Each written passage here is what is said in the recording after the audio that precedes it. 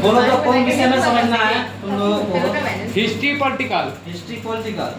चलो क्वेश्चन बोलना शुरू करो। क्वेश्चन बोलो था हिस्ट्री में खूनी रविवार से आप क्या समझते हैं? खूनी रविवार। हाँ देखो खूनी रविवार लिख देते हैं, ठीक है? क्वेश्चन लिख देते हैं खूनी रविवार से, यही ना है? Yes sir. खूनी रविवार, ठीक है? तो खूनी रविवार क्या था समझ लो कि 1905 में, ठीक है, 1905 में रूस जापान युद्ध हुआ, ठीक है? रूस जापान युद्ध हुआ तो रूस ना बहुत बड़ा देश था, यानी रूस बहुत बड़ा देश था और जापान ना एशिया का छोटा सा देश था, मतलब उतना भी बड़ा नहीं था, मतलब उसके मुकाबले में बहुत सही था, छोटा था, ठीक है? क्या हुआ से रूस ना जापान से युद्ध हार गया। कब? 1905 में। मतलब किसी छोटा देश से रूस बहुत बड़ा देश था, उसका क्षेत्रफल भी बहुत बड़ा, जान विश्व का सबसे बड़ा देश कौन है क्षेत्रफल में? रूस मजबूत देश था और जापान उतना मजबूत नहीं था, छोटा देश था। तो जब जापान जैसे छोटे देश से हार गया ना रूस, तो वहाँ की जनता में आक्रोश फैल गया। आक्रोश मतलब वहाँ की जनता क्या हुआ? गुस्सा हो गया। गुस्सा ना हो जाएगा? yes, भारत देश है, अब भारत अगर पाकिस्तान से हार जाएगा छोटा देश, तो यहाँ के लोग गुस्सा आएगा ना? yes, कैसे हम हार गए, इतना छोटा देश है? तो रूस की जनता में ये भाव आ गया कि हम कैसे जापान से हार गए, ठीक है? इसीलिए वो सब क्या किया, वहाँ के जो जनता क्या किया, 9 फरवरी यानी 9 फरवरी, ठीक है, 9 फरवरी 1905 को, ठीक है, रोटी दो के नारे के साथ एक महल था, सेंट पीटर्सबर्ग महल, उसकी तरफ जा रहा था, नारा लगवाई, तो मतलब रोटी दो के नारे के साथ, ठीक है, विरोध कर रहा था, वहाँ के जार का विरोध कर, जार मतलब तो रूस के सम्राट राजा, जार, तो वहाँ के जो जार का विरोध कर रहा था कौन? वहाँ की जनता, ठीक है? तो सब जा रहा था कौन महल की ओर? सेंट पीटर्सबर्ग, ठीक है?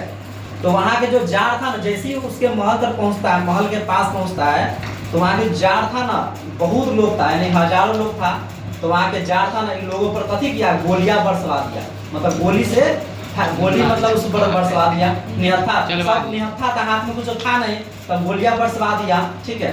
जिसमें ना हजारों लोग मारा गया था, मतलब बहुत मारा गया था, हजारों लोग मारा गया। और उस दिन कथी था? रविवार था, इसलिए इसको कथी कहा जाता है? खूनी रविवार। समझ गया ना? कि रूस जापान में युद्ध हुआ 1905 में, ठीक है, जिसमें रूस जापान जैसे छोटे देशों से हार गया, तो वहाँ के जनता में ना आक्रोश फैल गया कि कैसे हार गया। तो वही जा रहा था आंदोलन करते हुए, विरोध करते हुए 9 फरवरी 1905 को, ठीक है? तो वहाँ के जो जार था, राजा था, इन लोगों पर गोलियां बरसवा दिया, तो बहुत लोग मर गया, हजारों के संख्या मर गया। उस दिन रविवार था, इसलिए इसको कथी कहा जाता है? खूनी रविवार। समझ गया ना क्वेश्चन? सेंट पीटर्सबर्ग महल के नाम याद करना, और कब जा रहा था? 9 फरवरी 1905 को। चलो दूसरा क्वेश्चन बोलो। शीत युद्ध से आप क्या समझते हैं? शीत युद्ध ना, ये बहुत सिंपल क्वेश्चन है। शीत यही ना है? Yes sir. युद्ध माने क्या होता है समझ लो। युद्ध माने होता है कि ऐसा युद्ध जिसमें सामने से युद्ध ना होता है, बल्कि बोल चाल वाली युद्ध है, सिर्फ धमकाया गया एक दूसरे को ना होता है। कि हम जैसे गाँव में होता है, दो लड़का रहता है तो उसको कहता है कि से उसको एक दिन पीटेंगे, लेकिन पीटता नहीं है, सिर्फ तो उसको कथी करेगा? उसको सिर्फ धमकाएगा, उसको वार्निंग देगा, ठीक है, उसको टिकले रहेगा, लेकिन मारपीट नहीं होगा। तो युद्ध माने क्या होता है? ऐसा युद्ध जो आमने सामने न होकर बोल चाल वाला युद्ध है, जिसमें एक देश दूसरे देश को नीचा दिखाने की कोशिश करते हैं, ठीक है? क्या हुआ सालता बहुत बोल रही है, ठीक है, नीचा दिखाने की कोशिश करते हैं। समझ गया? युद्ध माने क्या होता है? कि ऐसा युद्ध जो आमने सामने न होकर बोल चाल वाली युद्ध है। जैसे अभी युद्ध किसमें चल रहा है?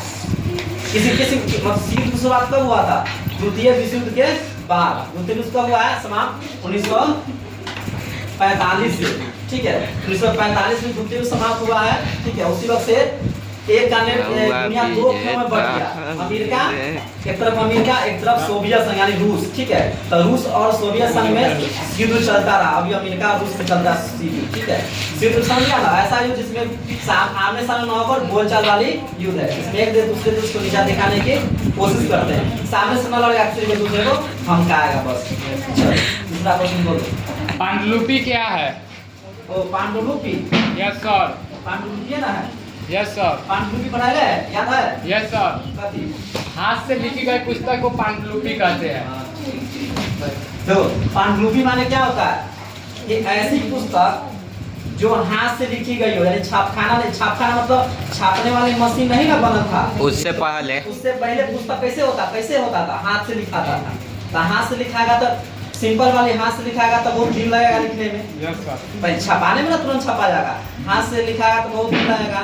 उसके बाद इसमें समय भी लगेगा, तो उन सबके पास नहीं रहता था। पांडुलिपि जो पुस्तक था वो तो महंगा भी होता था, अगर हाथ से लिखाएगा तो महंगे ना होगा, Yes, sir. बहुत महंगे। सबके पास राजा महाराजा बड़ा पैसा वाला के पास रहता है, ठीक है। आम लोगों के बस के बात नहीं था पांडुलिपि वाला पुस्तक खरीद ले, यानी छापखाना के आविष्कार के पहले पुस्तक ना हाथ से लिखी जाती थी, ठीक है। और जो हाथ से लिखाता था उसी को कथी कहते हैं, पांडुलिपि, ठीक है, समझ गया ना। हाथ से लिखी गई पुस्तक कथी कहते हैं, पांडुलिपि। जो आम जनता के बस के बाहर थी। ये पुस्तक ना बहुत ही महंगा होता था, दुर्लभ होता था, ठीक है, गरीब लोग के पास नहीं होता था। इसमें हमारे पूर्वजों का ज्ञान। जैसे पांडु पहले जो रामायण लिखा गया है सब पहले हाथ से लिखा गया था, ठीक है। बाद में छापने वाले मशीन आया, गुटेनबर्ग, मार्को पोलो सब आया। आगे बोलो। आगे जर्मनी के एकीकरण की क्या बाधा थी? जर्मनी के एकीकरण के देखो एकीकरण, ठीक है, कि क्या बाधाएं थी, है ना। पहले एकीकरण समझो, एकीकरण होता है, एकीकरण माने क्या होता है, एक होना, मतलब मिल जाना, ठीक है। जैसे कि बिखर जो रहता है ना, जैसे भारत जब आजाद हुआ तो बहुत सारा रियासत में बढ़ल था, 500 से ज्यादा रियासत में बढ़ल था, वो 554 के लगभग में रियासत में बढ़ल था। तो उसको सरदार वल्लभ भाई पटेल ने उसको कथी किए थे, एक देश बना। जैसे हैदराबाद अलग मांग कर रहा था, जूनागढ़ अलग मांग कर रहा था, ठीक है। तो एक जर्मनी के एकीकरण, जर्मनी कैसे एक हुआ, जर्मनी दो भाग में बंटा था, ठीक है, बंट गया था, पूर्वी जर्मनी और पश्चिमी जर्मनी, ठीक है। जर्मनी क्या था, नंबर देखो, नंबर 1 में देखो जर्मनी क्या क्या बताया था। जर्मनी लगभग 300 छोटे बड़े राज्यों में विभाजित था, 300 राज्य था उसमें, ठीक है।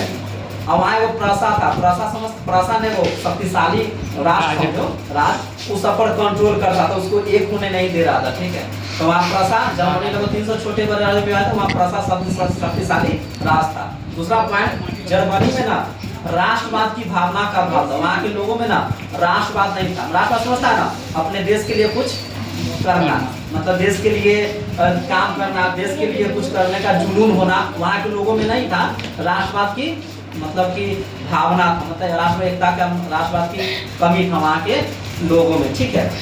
अगला क्वेश्चन कथी है, बर्जुआ औद्योगिकरण से आप क्या इसमें एक और देख लो, जर्मनी में एक और था, कला एकीकरण हो रहा था, मेटरनिक था, ठीक है, ऑस्ट्रिया का चांसलर, वो नहीं एक होने दे रहा था, जर्मनी को एक नहीं होने दे रहा था, ठीक है। मतलब जर्मनी के 3 बता दे, 3-4 टॉपिक लिख सकता है इसमें, आराम से नंबर देगा, ठीक है। चलो अगला क्वेश्चन बोलो। औद्योगिकरण से आप क्या समझते हैं? औद्योगिकरण, औद्योगिकीकरण ना, औद्योगिकरण माने क्या होता है, औद्योगिकरण पहले बोलो, औद्योगिकरण की शुरुआत कहाँ से हुआ, कौन देश से हुआ, इंग्लैंड से। इंग्लैंड से शुरू हुआ था, इसलिए कि वहाँ सब कुछ कच्चा माल उपलब्ध था, ठीक है। औद्योगिकरण माने क्या होता है, पहले ना हाथ, पहले तो सब कुछ हाथ से बनता था, तो औद्योगिकरण की शुरुआत हुआ, ठीक है। तो नया नया मशीन बनने लगा, बड़ा बड़ा मशीन बना, मशीन से जब मशीन बनेगा तो सिंपल वाली बात है कि बहुत सारा उत्पादन होगा, वस्तु को उत्पादन होने लगा। इसका शुरुआत कहाँ से हुआ है, इंग्लैंड से। तो औद्योगिकरण का अर्थ कथी होता है, जब नए नए मशीनों का आविष्कार हुआ, जब नया नया मशीन बना, ठीक है, तो उत्पादन में वृद्धि होने लगी। मशीन बना तो उत्पादन में, पहले जो आदमी हाथ से करेगा, ठीक है, 100 आदमी काम करेगा, मशीन से एक मशीन पूरा काम कर देगा, ठीक है। जब नया नया मशीन बना था, सिंपल वाली बात है कि से छोटा छोटा उद्योग कथी हुआ, बंद होने लगा। उसको ऐसे भी क्वेश्चन पूछता, निरोधकीकरण से क्या समझते हैं, तुम लोग क्या कर रहे हैं पीछे, ठीक है। तो निरोधकीकरण मतलब क्या होता है, इसे निरोधीकरण, औद्योगिकरण, इसी में बर्जुआ वर्ग आ जाएगा, श्रम पद्धति आ जाएगा, बहुत सारा क्वेश्चन आ जाएगा, समझ गए ना। औद्योगिकरण का जब नए नए मशीनों का आविष्कार, छोटे छोटे उद्योग बंद होने लगे, ठीक है। कोई दिक्कत इसमें, कहाँ से शुरुआत हुआ है, इंग्लैंड से, ठीक है। आगे बोलो, बर्जुआ वर्ग की उत्पत्ति कैसे हुई? बर्जुआ वर्ग के, यस सर, ठीक है। बर्जुआ वर्ग की उत्पत्ति कैसे हुई, बोलो। बर्जुआ वर्ग याद है, यस सर। कथी, बर्जुआ वर्ग का जन्म जर्मनी के बैठो गलती है, बताते हैं, ठीक है। जमींदार। बर्जुआ वर्ग माने क्या कि जब नया नया मशीन का आविष्कार हुआ, नया नया मशीन बना और धोएगन के फलस्वरूप बड़ा बड़ा फैक्ट्री लगना शुरू हुआ, फैक्ट्री लगेगा, उद्योग स्थापना होने लगा, तो उसमें काम करने के लिए दो वर्ग का उदय हुआ। एगो हुआ था शिक्षित वर्ग, हाँ, एगो हुआ था पूरा मजदूर वर्ग, एगो हुआ मध्यम वर्ग, एगो मजदूर वर्ग, एगो हुआ मध्यम वर्ग, ठीक है, ठीक है। ऐसे भी समझ सकता है। एक और मानो तुमको, एक और वर्ग का उदय हुआ था बर्जुआ वर्ग। तब बर्जुआ वर्ग किसको कहा गया? जो फैक्ट्री में अगर स्थापना हुआ, फैक्ट्री बनेगा, बड़ा बड़ा उद्योग लगेगा, तो उसमें काम करने या तो मजदूर काम करेगा, ना तो पढ़ा लिखा व्यक्ति काम करेगा। तो मजदूर काम करेगा, छोटा मोटा काम करेगा, मजदूरी करेगा, उसमें लोहा उठाएगा, कुछ करेगा, कुछ करेगा। अब बर्जुआ माने क्या? शिक्षित वर्ग था, उसमें काम करने चाहिए ना। फैक्ट्री में क्या कौन कौन चाहिए? अभी पढ़ा लिखा व्यक्ति, एगो रहेगा मैनेजर, मुनीम, वकील, जिसको मैनेजर को कहते हैं, वो कहते हैं प्रबंधक, ठीक है। इस सबका उदय हुआ जो अपना उसको देख रेख करता था, मुनि वाला काम करता था। विज्ञानी का भी उदय हुआ, मेरे प्रबंधक मैनेजर का भी उदय हुआ। ये सब कौन था? पढ़ा लिखा था, ठीक है। तो जो भी पढ़ा लिखा व्यक्ति था और कंपनी में यानी फैक्ट्री में काम करने लगा और हिसाब बारी के काम देखने लगा, तो उसको कथी कहा गया? बर्जुआ वर्ग। यानी पढ़े लिखे वर्ग को कथी कहा गया? बर्जुआ वर्ग। मजदूर वर्ग नहीं, मजदूर नहीं, पढ़ा लिखा जो फैक्ट्री में काम करता था, क्या चीज का देख रेख करता था, हिसाब बारी करता था, ठीक है। मुनीम वकील का काम करता था, कोई पैसा का लेन देन करता था, ठीक है। समझ, कोई दिक्कत नहीं इसमें। किसको कहा गया? अगला परिवारवाद से आप क्या समझते हैं? पोल साइंस में आ गया। Yes sir. और पोल साइंस, पोल राजनीति में ना। Yes sir.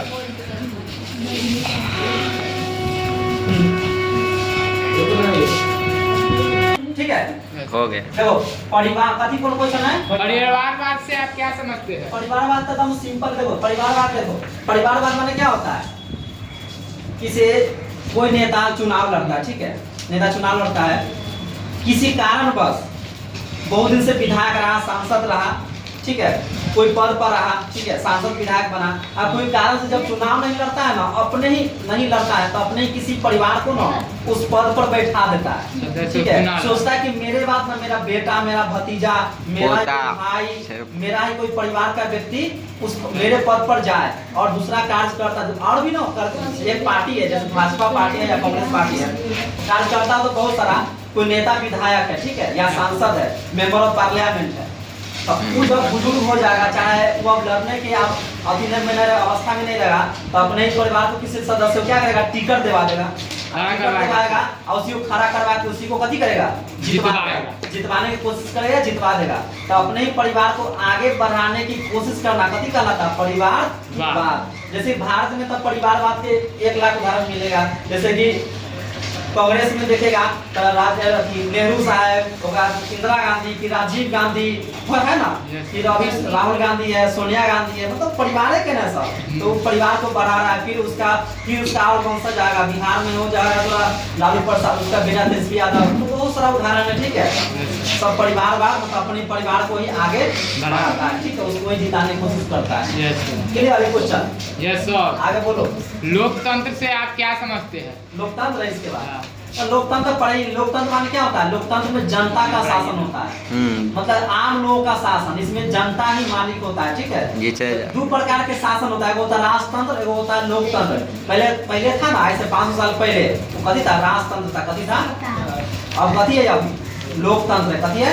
तो लोकतंत्र में जनता ही, लोकतंत्र में क्या होता है? वोट होता है, हम अपना मर्जी से किसी को भी कथी कर सकते हैं? चुन सकते हैं। मतलब अब हम जिसको चाहेंगे उसको जिताएंगे, जिसको चाहे। जनता, जैसे भारत है, यहाँ के प्रधानमंत्री मोदी है, जनता चाह रहा तब ना प्रधानमंत्री है। जनता उसको कथी करा? वोट दे रहा लगातार 3 बार से। 14 में जिताया, फिर 19 में जिताया, फिर 24 में जिताया, ठीक है।